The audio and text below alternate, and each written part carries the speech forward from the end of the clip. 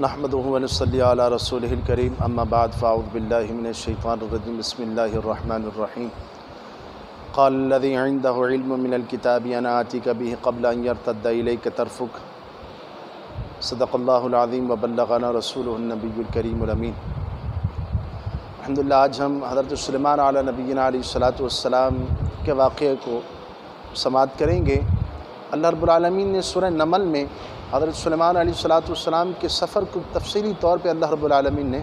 بیان فرمایا ہے کہ حضرت سلیمان علی نبینا علیہ الصلاۃ والسلام کو اللہ رب العالمین نے بادشاہ بھی بنایا تھا کہ آپ پورے روئے زمین پر حکومت کیا کرتے تھے، اور آپ کے تابع اللہ رب العالمین نے ہوا، انسان، جنات، پرندے، تمام مخلوق اللہ رب العالمین نے آپ کے تابع کر دیا تھا، ہوا کو آپ کے تابع کر دیا تھا، یہاں تک کہ جہاں آپ ہوا کو حکم دیتے ہوا آپ کو وہاں پہنچا دیا کرتی تھی۔ آپ کے لشکر میں بڑے بڑے جانور ہوا کرتے تھے، بڑے بڑے پرندے، حیوان، جنات سارے ہوا کرتے تھے۔ اللہ رب العالمین نے حضرت سلیمان علی نبینا علیہ الصلاۃ والسلام کے ایک سفر کو سورہ نمل میں بیان فرمایا، اور فرمایا تھا حتی اذا اتوا علی وادی النمل، کہ حضرت سلیمان علیہ الصلاۃ والسلام جب وادی نمل کے قریب پہنچے تو حضرت سلیمان علیہ الصلاۃ والسلام کے لشکر میں بڑے بڑے جانور بھی تھے، ہاتھی بھی تھے، اونٹ بھی تھے۔ تو قرآن کہتا ہے حتی اذا اتوا علی وادی النمل، جب حضرت سلیمان علیہ نبینا علیہ الصلاۃ والسلام وادی نمل کے قریب پہنچے، قالت نملۃ یا ایھا النمل ادخلوا مساکنکم، تو جو ان چوٹیوں میں سے ایک چوٹی بولی جو کی ملکہ تھیں، وہ کہنے لگے اے چوٹیوں اپنی اپنی بلوں میں داخل ہو جاؤ، لا یحطمنکم سلیمان وجنودہ وہم لا یشعرون، کہ سلیمان علیہ الصلاۃ والسلام کا لشکر آ رہا ہے، ایسا نہ ہو کہ بے دھیانی میں وہ تم ان کے پاؤں کے نیچے آ جاؤ۔ تو اب دیکھیں کہ حضرت سلیمان علیہ نبینا علیہ الصلاۃ والسلام ابھی 3 میل دوری پر ہیں، اور 3 میل دوری سے وہ اونٹنی وہ چوٹی آپ کی آواز سن رہی ہیں، آپ کے قدموں کی آہٹ سن رہی ہیں وہ چوٹی۔ تو حضرت سلیمان علیہ نبینا علیہ الصلاۃ والسلام نے جب اس چوٹی کی آواز کو سنا تو حضرت سلیمان علیہ نبینا علیہ الصلاۃ والسلام مسکرائے۔ قرآن کہتا ہے فتبسم ضاحکا من قولها، تو حضرت سلیمان علیہ الصلاۃ والسلام اس کی بات کو سن کر مسکرائے۔ اب یہاں پر ایک نقطہ بھی یہ ہے کہ آپ دیکھیں کہ چونٹی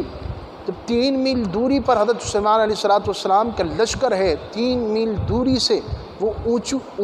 اپنا چونٹی دیکھ بھی رہی ہے، سن بھی رہی ہے، اور 3 میل دوری سے حضرت سلیمان علیہ الصلاۃ والسلام اس چونٹی کی آواز کو بھی سن رہے ہیں، اور آپ ملاحظہ بھی فرما رہے ہیں۔ تو آپ سوچے کہ حضرت سلیمان علیہ الصلاۃ والسلام کی سماعت کا اور آپ کی بصارت کا یہ عالم ہے کہ آپ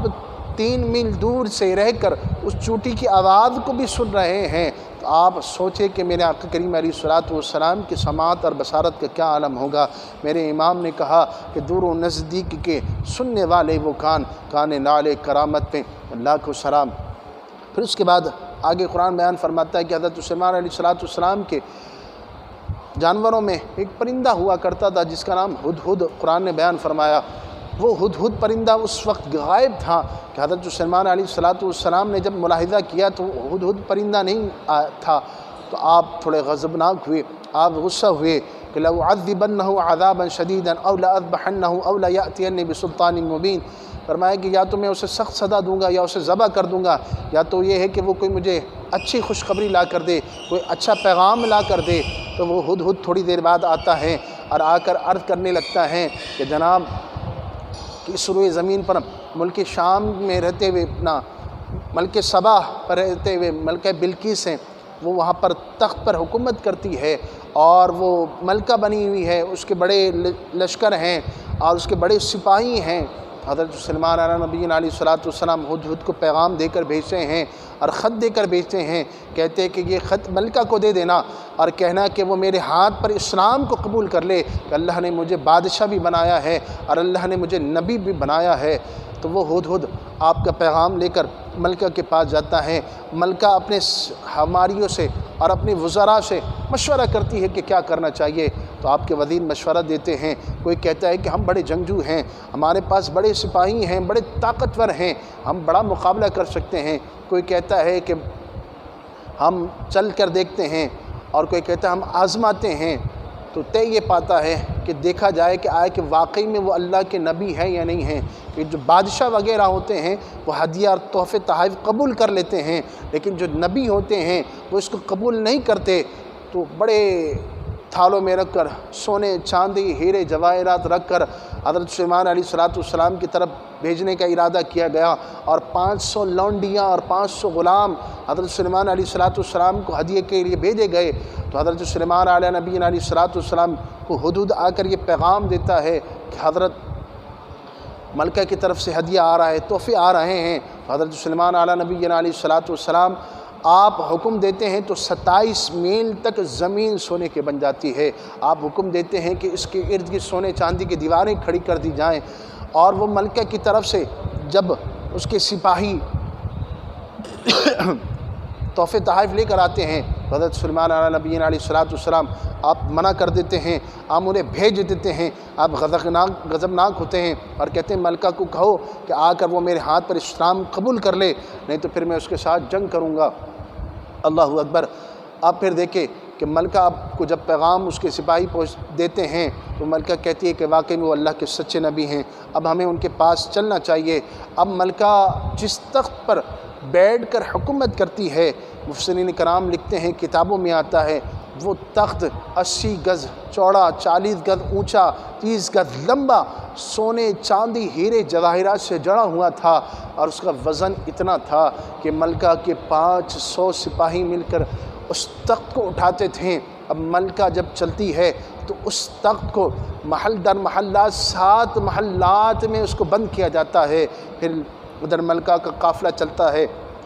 جب 3 میل کے قریب رہ جاتا ہے تو حضرت سلیمان علیہ نبینا علیہ السلام اپنے ہمواریوں سے اور اپنے لوگوں سے کہتے ہیں کہ قال یا ایھا الملأ ایکم یاتینی بعرشھا قبل ان یاتونی مسلمین، تو کون ہے کہ جو ملکہ کے آنے سے پہلے اس تخت کو حاضر کر دے۔ اب دیکھیں کہ 3 میل کا سفر رہ چکا ہے، صرف 3 میل باقی ہے کہ اب تھوڑی ہی دیر میں ملکہ پہنچ جائیں گے۔ حضرت سلیمان علیہ السلام کہتے ہیں، اور وہ یمن سے کافی دور سے چلی تھی اور کافی ہفتوں کا سفر کر کے وہ ملکہ آ رہی تھی۔ حضرت سلیمان علیہ نبینا علیہ السلام، اب 3 میل کا سفر رہ چکا ہے۔ حضرت سلیمان علیہ السلام کی آپ کے لشکر میں انسان بھی ہیں، جنات بھی ہیں، تو آپ کہتے ہیں کہ بھائی کون ہے کہ جو ملکہ کا تخت، اور کہاں کہ 7 محلات میں وہ بند ہے، وہ تخت کون یہاں پر ملکہ کے آنے سے پہلے پہنچا دے گا؟ تو قرآن کہتے ہیں قال عفریت من الجن انا آتیک بہ قبل ان تقوم من مقامک وانی علیہ لقوی امین، کہ ایک سرکش جن کہتا ہے کہ میں اس مجلس کے برخاست ہونے سے پہلے میں اس تخت کو حاضر کر دوں گا، اور میں ہی طاقت رکھتا ہوں اور میں ہی امانت دار ہوں۔ تو حضرت سلیمان علیہ نبینا علیہ السلام کہتے ہیں نہیں، مجھے اس سے بھی جلدی چاہیے۔ تو قرآن کہتا ہے قال الذی عندہ علم من الکتاب انا آتیک بہ قبل ان یرتد الیک طرفک،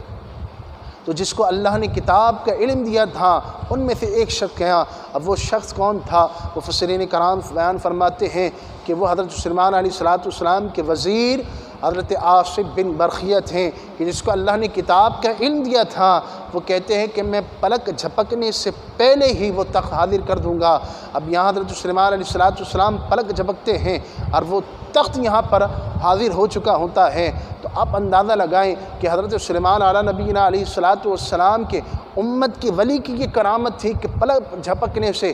پہلے ہی اس تخت کو حاضر کر دیا۔ تو آپ سوچے کہ حضرت سلیمان علیہ نبینا علیہ السلام کی امت کے ولی کا یہ مقام ہے، تو میرے آقا علیہ السلام تو حضرت سلیمان علیہ نبینا علیہ السلام کے بھی آقا ہیں، اور میرے آقا علیہ السلام کے امت کے ولی تمام امت کے ولیوں سے افضل و اعلیٰ ہیں۔ جب حضرت سلیمان علیہ نبینا علیہ السلام کی امت کے ولی پلک جھپکنے سے پہلے ملکہ بلقیس کا تخت پلک جھپکنے میں حاضر کر سکتے ہیں، تو اس امت کے ولی ہمارے غوث پاک رضی اللہ تعالیٰ عنہ پھر 12 سال پرانی ڈوبی ہوئی کشتی کو براتیوں سمیت آپ دوبارہ زندہ بھی کر سکتے ہیں۔ تو یہ اللہ رب العالمین نے یہ تفصیلی واقعہ اس میں بیان فرمایا۔ تو کوشش یہ کیا کریں قرآن پاک کو آپ ترجمے کے ساتھ پڑھیں، اس کے تفاسیر کو آپ پڑھیں تو انشاءاللہ بڑا سرور ہوگا۔ اللہ رب العالمین ہم تمام کو قرآن مجید پڑھنے، سمجھنے اور اس پر عمل کرنے کی توفیق عطا فرمائے۔ وآخر دعوانا ان الحمد للہ رب العالمین۔